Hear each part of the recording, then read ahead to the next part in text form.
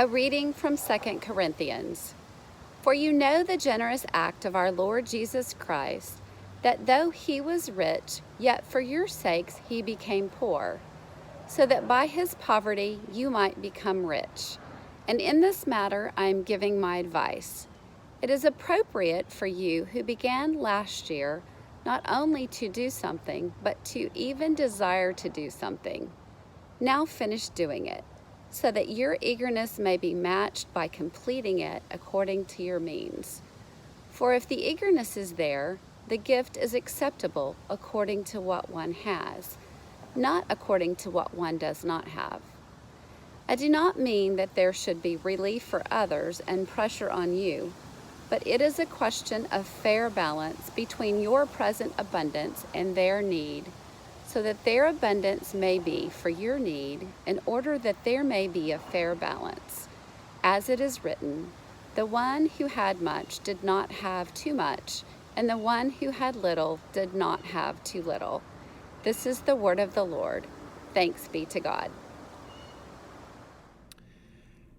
April is the cruelest month, breeding lilacs out of the dead land, mixing memory and desire, stirring dull roots with spring rain.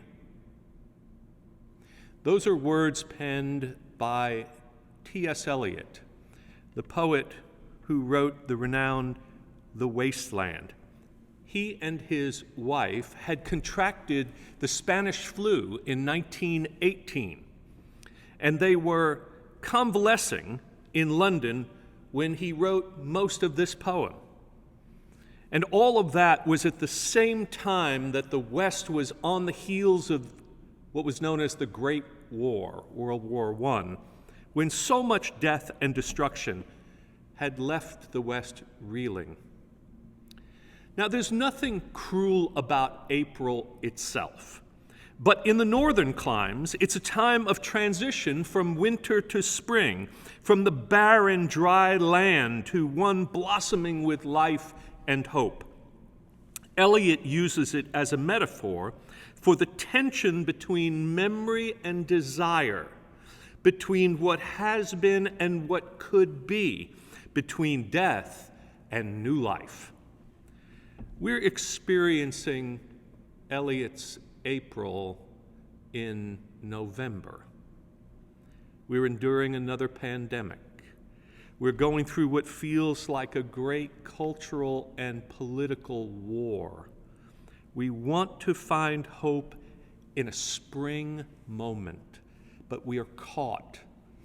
We are stuck. We are on pause because winter lingers. This is true of so many things in life, isn't it? Launching out in hope, moving forward, making a new start is exciting and frightening at the same time. Our vision calls us forward.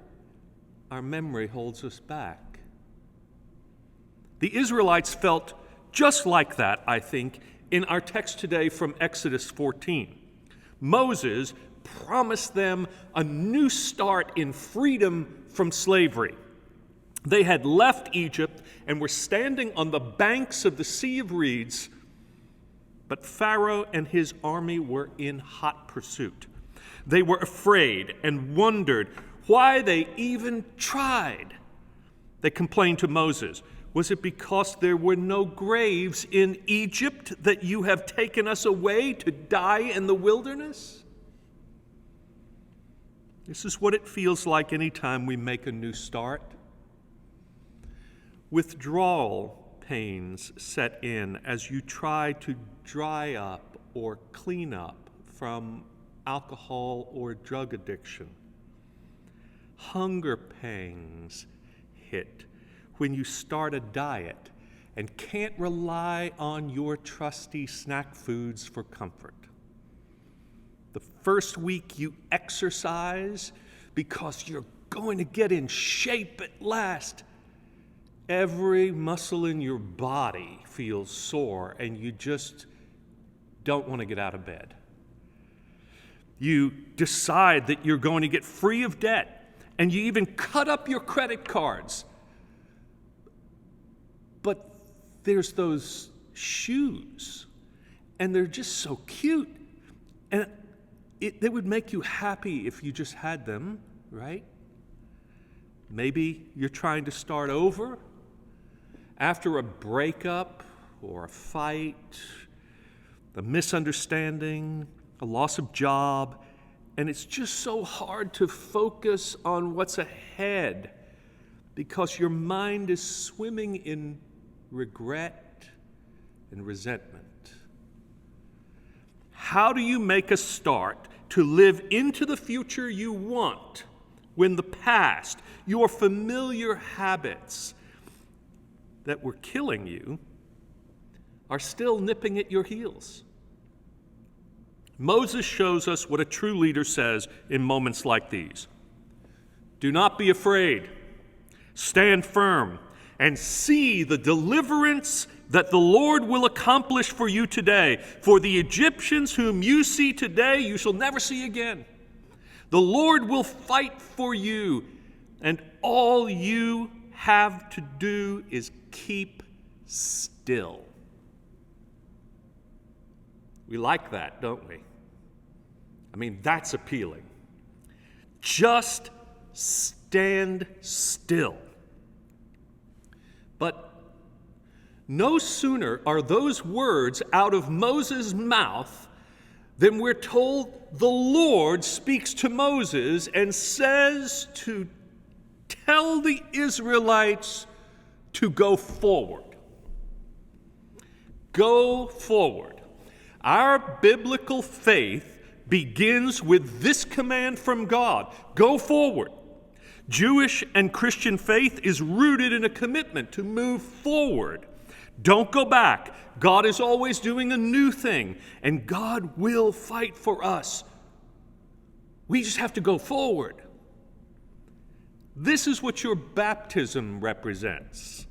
Like the Israelites going into the water, they find that God makes for them a way through the sea.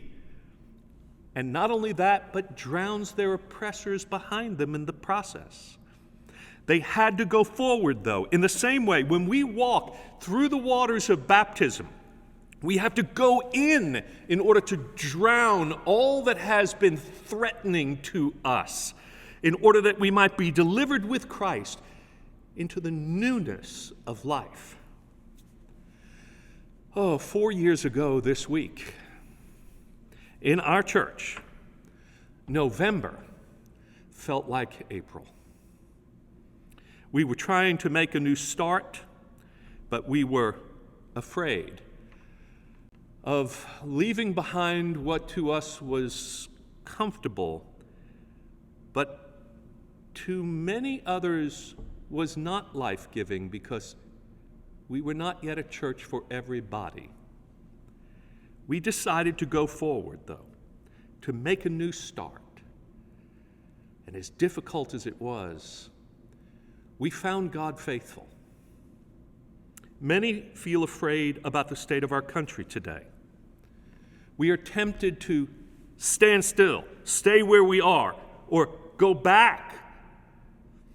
That spirit calls us because it tempts us to say that you're only safe when you stick with what is familiar. But America has always been a project, an ideal beyond our grasp that has beckoned us onward to a more perfect union.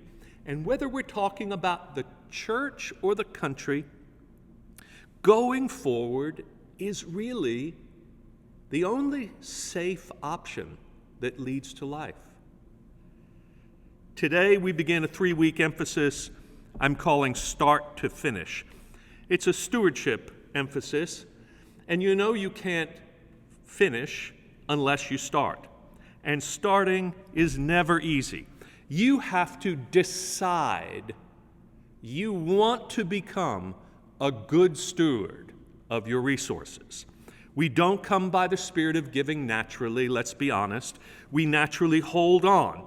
We don't naturally let go. Generosity is an act of forward faith. It takes meaning to start, intending to start, deciding to start. In his second letter to the church at Corinth, the Apostle Paul tells the Christians there, "In this matter, I am giving my advice. It is appropriate for you who began last year not only to do something, but even to desire to do something, to finish what you started." There's where the theme comes from.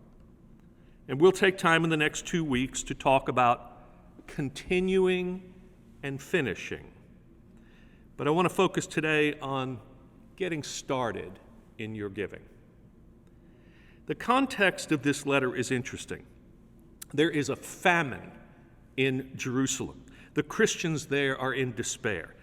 They were hurting, and Paul is collecting an offering to send to the church in Palestine. He tells the Corinthians, who were wealthy by comparison to other churches, that they need to give from their wealth. He even uses the example of the poorer church in Macedonia in order to kind of shame them into giving. That church gave generously even though they had little. And then, to clinch it all, he uses the example of Jesus, who he says was rich, but became poor for our sakes in order that we might become rich. And before you go there, he means rich spiritually, don't you know, not materially. Friends, this is a rich church. I know we aren't as rich as some, but compared to others, we are wealthy beyond measure. There are richer churches than Wilshire in Dallas, I grant you. There are mostly poorer churches. And if we only compare ourselves to the rich, it's just an excuse for us not to do more of our part.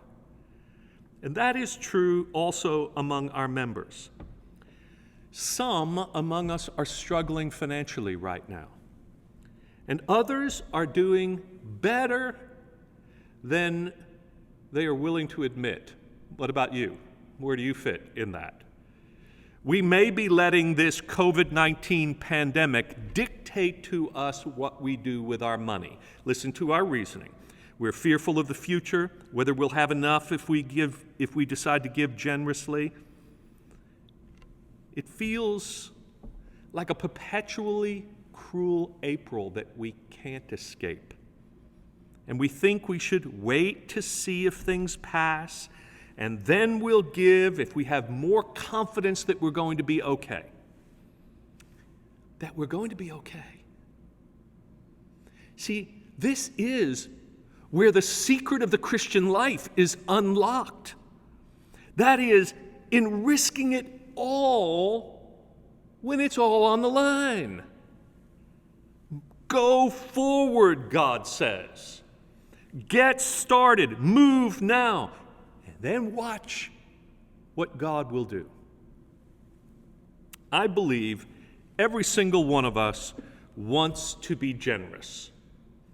None of us wants someone to stand up at our funeral and say, "He was a magnificent miser.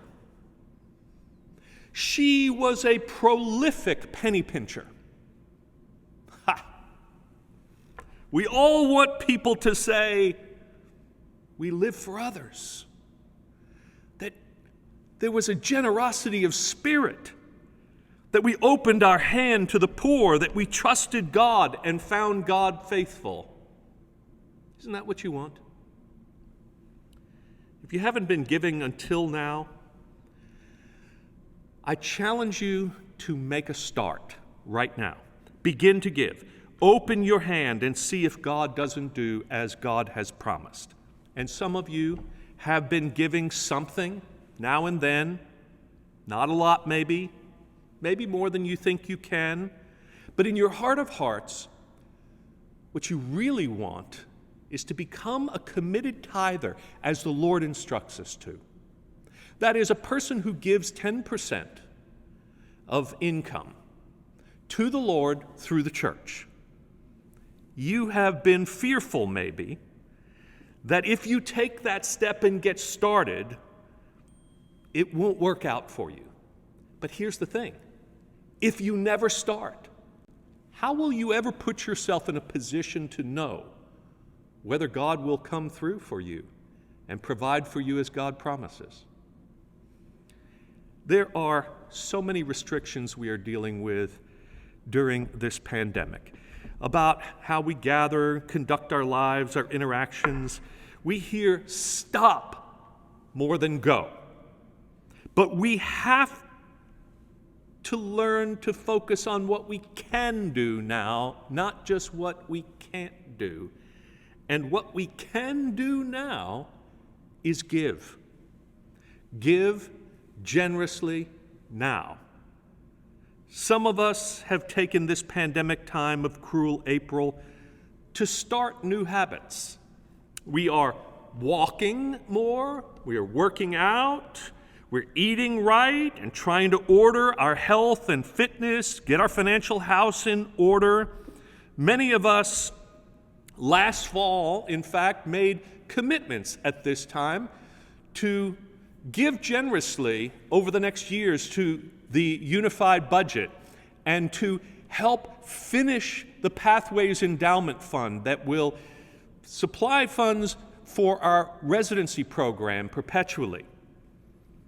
It may be that you got started at that, but you never really moved into it because no sooner that you made those pledges than COVID hit.